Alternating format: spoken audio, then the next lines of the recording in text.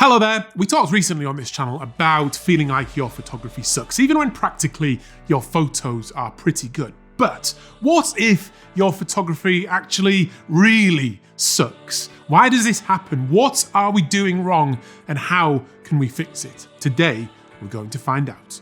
Come with me. Before we get going today though, this video is sponsored by Squarespace. If you need a domain name, a website, or you want to make an online store, go to squarespace.com/firstman. So the first one is to stop taking snapshots and start taking photographs. Now this is just a little bit of language, but it's going to put us in the right mindset to not be one of those people who's just got their camera in hand firing off 100 different photos in 10 different directions, just hoping for the best. We want to be crafting a photograph, being much more mindful about what we're actually putting inside of the frame, and it's trying to tell a story or evoke an emotion or make some connection with the viewer. Again, it's just a little bit of language, but try making a photograph rather than taking one, because taking something, anything, doesn't require any thought. It's done quickly, it's mindless, and often it's not great. But making something, crafting something, takes much more time and thought and effort. But if we want to get out of that snapshot mindset and into that making a photograph mindset, how do we do that? What can we do to take it to that next level? Using a different camera angle in moving video immediately keeps the interest and the energy going. And the exact same thing is true with photography. We should not have our perspective dictated to by our physical height. So I have the camera on the tripod here, and this is a really comfortable height for me to shoot at. But if I did that all the time, it could be very limiting. I'm always bending my knees and getting down low, putting the tripod down low, and it just makes for a wider range of opportunities for you. Come down here with me. So it's almost an instinctual thing with wildlife photography to get down low. We use these long lenses and get prone on the floor, down in the dirt. And apart from it just being quite a lot of fun, it also allows us to get those beautiful shots of the wildlife. And we're using this long lens to shoot through the grass in the foreground, and it just produces those blurry, beautiful, almost ethereal images and presents the animal in a much more natural looking way rather than it just looking like a snapshot. Let's get nerdy for a minute, because perspective is important for photography, but one misconception is that perspective is changed by zooming in and out or changing your focal length, and that's not the case. The thing that changes perspective is the sensor. It's in relation to the sensor and the things in your scene. Now, for landscape photographers particularly, this is really important because a lot of the time we will want a foreground, midground, and background, and we want to arrange those carefully to make a good photograph. So say if you've got a distant mountain scene that you're really enjoying, if you move 2 meters to the left or right and change your perspective in that way, the mountain scene in the distance is going to look pretty much the same, because moving 2 meters to the left, you could have a tree in your foreground, or move 2 meters to the right and then it could be a rock. So we're using that perspective shift to place the thing that interests us the most in the foreground. And perspective, play around, get down low, have fun with it, and the opportunities are endless. And also, photography is like life. Getting lots of different perspectives is going to make us better. So the next one is that we're not always exploiting the light, particularly thinking a bit more down the line of luminance and how different bright areas in our scene will affect our image and how we can exploit that and use it to our advantage. I'm a landscape photographer, so it's all about the natural light. And when we view a scene, we can just look at areas that are brighter, like the sky, for example, or spots where the sun is shining. And it just makes such a huge difference when we can exploit the light to our advantage. Take a look at this scene here. Now, it's still a nice looking scene, but just seconds later, when the light changes, it just completely improves and changes the image. The luminance increase on that mountain and on the foreground, it just transforms the image. This idea of controlling luminance is very important, because the brighter an area is in an image, the more it's going to attract attention. So we want to be aware of that when we're composing our images. If you're in a studio and you've got flashes and things, you can control the light. So it's a lot easier. Well, technically it's more difficult, but we can control the light as well.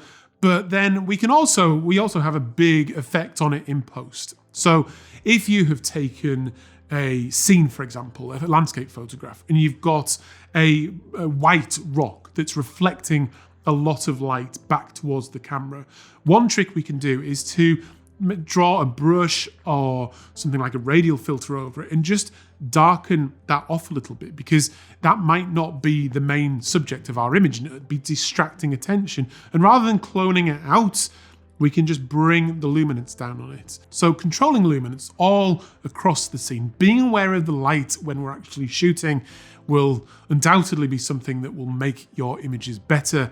And as photographers, it's in the name, so we should be doing it. It's really important. Have you ever looked at a photograph and it just felt wrong? There's something you can't quite put your finger on that's making the image not really work. If you have, that is almost certainly because the image is not balanced, or it's lacking balance. But what causes an unbalanced image? So with landscape photography, one of the things I always tell people to pay attention to is around the edge of their frame, because what might happen sometimes is that you get a large rock or a tree that's right on the edge of your frame, or cutting off the edge of your frame maybe. And when we get back into the computer and we can see it large, that tree is almost dragging our attention away from the main part of the image, which unbalances the image. And we can maybe adjust our composition a little bit, or zoom out or something, just to give that tree a little bit more breathing space. And what I mean by that is either bringing the tree into the frame a bit more, or just including a bit more of the area away from the tree, so that tree is not right up against the edge of the frame, because that's what causes it to feel unbalanced. Now, the same is also true for portraits, where a lot of the time you will want the subject facing into the frame, because if you have it facing out of the frame, like this image here, it just feels totally strange and uncomfortable, because it leaves you wondering, like, what is that deer looking at? I want to know. And it feels uncomfortable. But if you've got it looking into the frame, it just tells the story so much better. This is exaggerated even more if your subject is moving. This one flying out of the frame here just makes this image feel totally unbalanced. That might be, like I say, your intention is to make the viewer uncomfortable. But this image of the owl here, it is flying into the frame and towards us a little bit, and it's just so much more satisfying. It looks like it's going in for the kill, and because it's coming towards us, towards the middle of the frame, that story just makes so much more sense. Just remember as well, we shouldn't be letting our camera dictate to us what aspect ratio we want to make our photographs with. Cameras have a standard aspect ratio, but we can crop down non-destructively, and that works on a number of occasions. Take this picture here of the trees. We've got these trees to the left-hand side of the frame, and they're just dragging and pulling our attention away from the subject. It's unbalancing the image horribly to the left, but by cropping down to a square crop like this, it just becomes absolutely balanced now and free of distractions. All the focus is on the subject in the middle there. It's just a much better photograph. So the next one is one of the most important things with photography. It's a mistake I have made recently as well. But before we talk about that, this video is sponsored by Squarespace. Squarespace is just the perfect place for photographers to make their website, because you don't need any technical knowledge. If you can turn a computer on and move a mouse around, then you've got enough to get a Squarespace site up and running. Using one of their beautiful templates, putting your own pictures on there, doing a little bit of writing as well, you can have your own unique looking, beautiful website up and running really quickly. You can then customize it. They've got 24/7 customer support if you need any help, and it's just been brilliant for me. I use my website. My website is run on Squarespace, and it will grow with you as well, so you can turn it into an online store and start selling some images. So go to squarespace.com to start your free trial today, and then if you like what you've created, use the offer code FIRSTMAN to get 10% off your first purchase.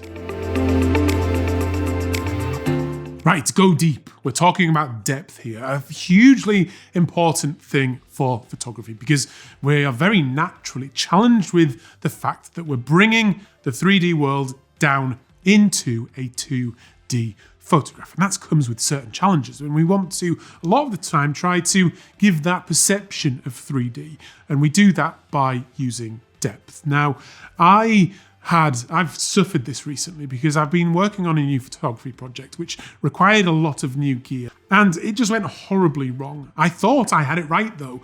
I was so focused on these technical aspects, and I was worried about the gear, and I was looking at it on the screen when I'd taken the picture, thought it all looked good because I was focused on the technical aspects, but then when I got the photos back onto the computer, I just thought, oh my God, that's absolutely awful. And the reason for that was because it was lacking depth.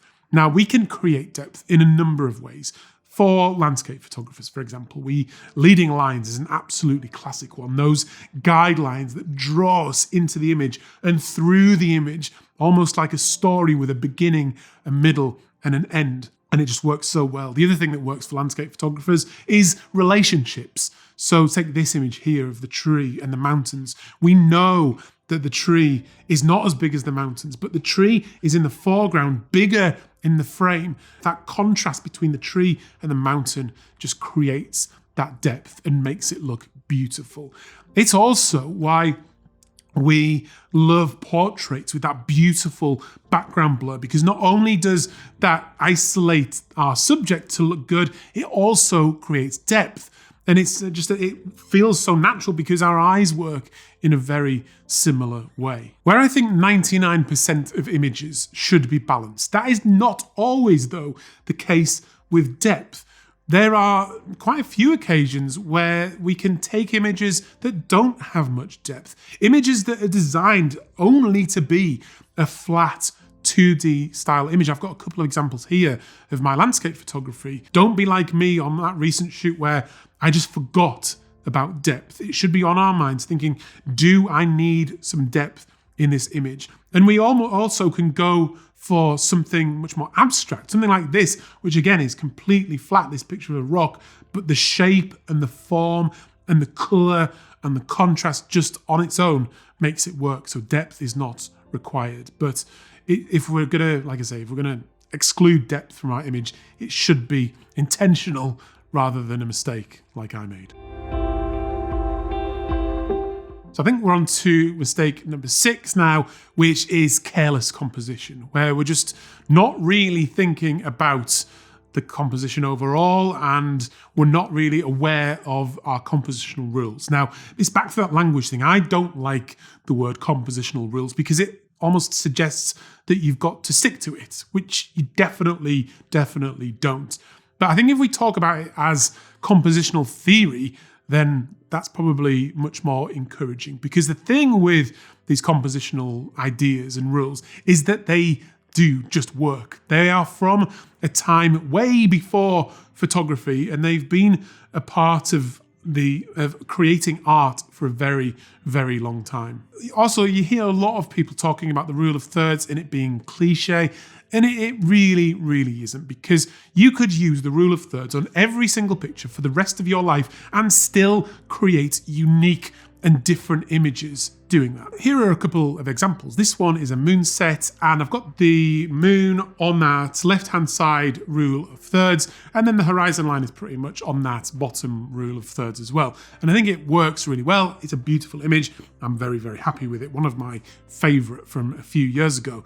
But compare it to this image. This is also taken using the rule of thirds. And I don't think anyone would ever think they're in any way similar or any way cliche. I think I've captured there 2 really nice images using that same compositional rule or theory. And there's lots more compositional rules, like the golden triangle, the golden ratio, or the golden spiral. And they're exciting to learn about, they're exciting to try and put into practice, and just using them as a tool in our armory, like I say, is going to make your images work really, really well. If you want to know more about composition, I have a big, long lesson on it where we go through all these compositional rules and I show examples, and it's all in the masterclass on the Raw Room, which you can get a 7-day free trial of now, or you can pre-order my book and get 2 months free access as well. So yeah, check it out. Another mistake I see photographers doing all the time is limiting themselves.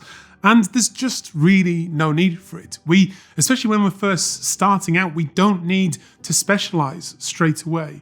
So this is very true for landscape photographers who then often don't shoot at anything else at all. Now, shooting weddings, doing portraits, taking pictures of my kids and things has absolutely made me a better landscape photographer. And the truth is that a good photographer is just a good photographer. If you are good at taking photographs, you should be able to turn your hand to any photography genre with just a little bit of practice. I think we should just allow ourselves to indulge and experiment and play around and don't worry about what anyone else thinks and just shoot things that interest you. But get your shutter count as high as you possibly can, because we learn something every single time we take a photograph. I've been totally guilty of this recently. My shutter count has been really, really low recently, and I'm desperate to get it up and going again, because that's what keeps us learning. That's what keeps us excited about photography. We can introduce new ideas, explore new photography projects, and become visual storytellers. And for me, that's what gets me excited, and that's what it's all about. Leave a comment, let me know what you think, because that really helps me out. And if you want to support the channel even further, then hit the link down below to pre-order my first book, Illumination. Anyway, I'll see you again very soon. I'm Adam. This is First Man Photography, out.